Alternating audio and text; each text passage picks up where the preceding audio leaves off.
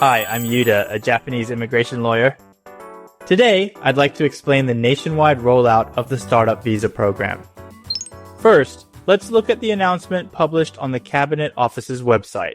Recently, amendments were made to related notifications set by the Ministry of Justice and the Ministry of Economy, Trade and Industry.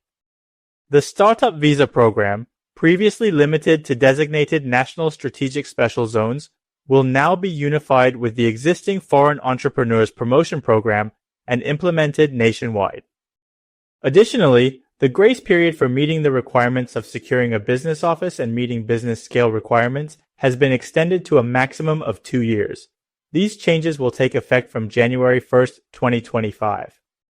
The announcement alone may be somewhat unclear, so today I will provide an explanation of the nationwide rollout of the Starup Visa program, including the differences between the old and new systems. The Starup Visa program was originally designed as a preparatory step for obtaining the Business Manager Visa.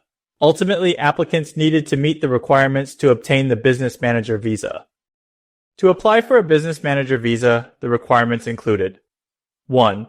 Investment of at least 5 million yen or employment of at least 2 full-time employees. 2. Securing a business office. However, meeting these requirements, such as preparing 5 million yen in investment or securing a business office, was considered challenging for foreign entrepreneurs before entering Japan.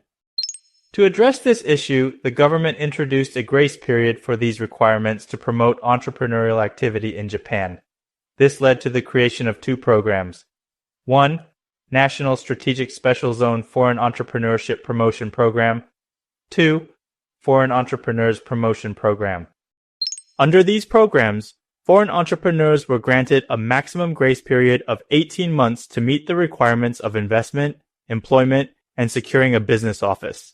During this period, entrepreneurs could work on fulfilling these requirements and then apply for a business manager visa. Then, what has changed under the new system? First, the 2 previously separate programs have been unified.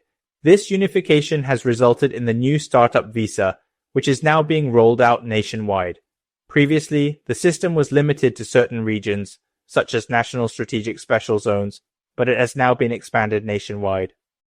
Second, the grace period for the requirements to secure a business office and meet the scale of the business has been extended from 18 months to up to 2 years.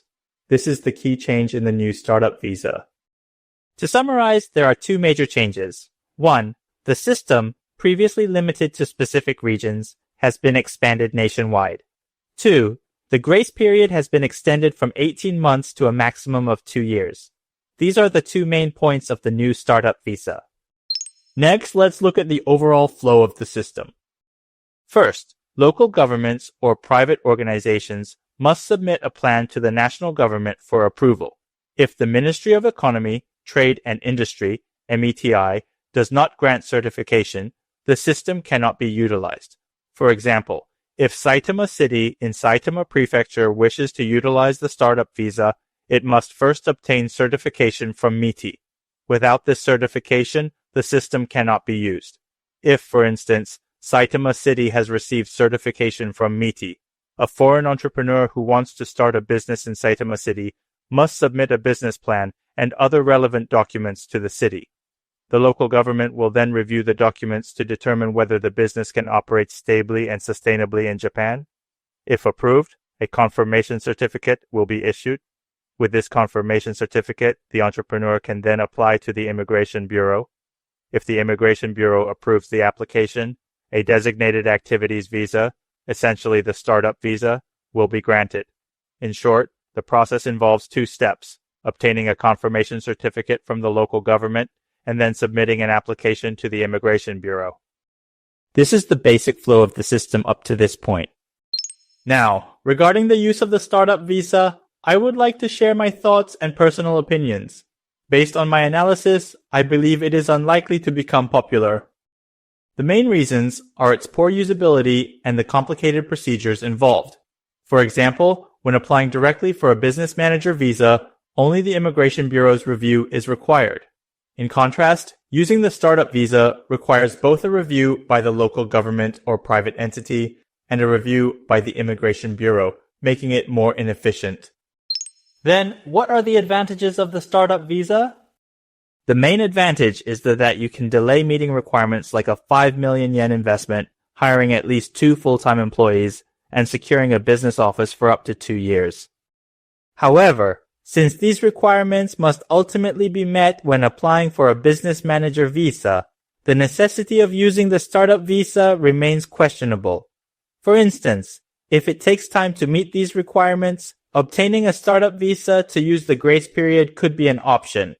However, if the preparations are already complete, one could directly apply for a business manager visa, making the Startup Visa seem unnecessary. Additionally, practical issues remain, such as the inability to establish a company without a local collaborator. For example, if a person does not have an address in Japan, they cannot open a personal bank account to deposit capital, which prevents company establishment and, consequently, the acquisition of a business manager visa. This issue, however, can be resolved by using the 4-month special provision under the business manager visa. Between the Startup Visa and the 4-month special provision under the business manager visa, the latter seems to be a better option for preparation. This is because the 4-month provision only requires an application to the Immigration Bureau, avoiding the additional review by local governments. Even so, the Startup Visa does have some benefits. For instance, putting off the need to secure a business office can help save unnecessary rent costs while the application is being processed. Currently, it takes about 6 months for the Immigration Bureau to review applications, during which you might have to pay rent for an office you're not using. The Startup Visa could help avoid these unnecessary costs.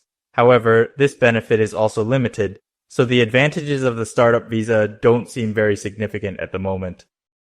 In the future, changes to rules or how the system is run might make the Startup Visa more attractive, and more foreign entrepreneurs could start using it in Japan. But for now, the benefits seem limited. That's the end of my explanation about the nationwide rollout of the Startup Visa. Thank you for listening.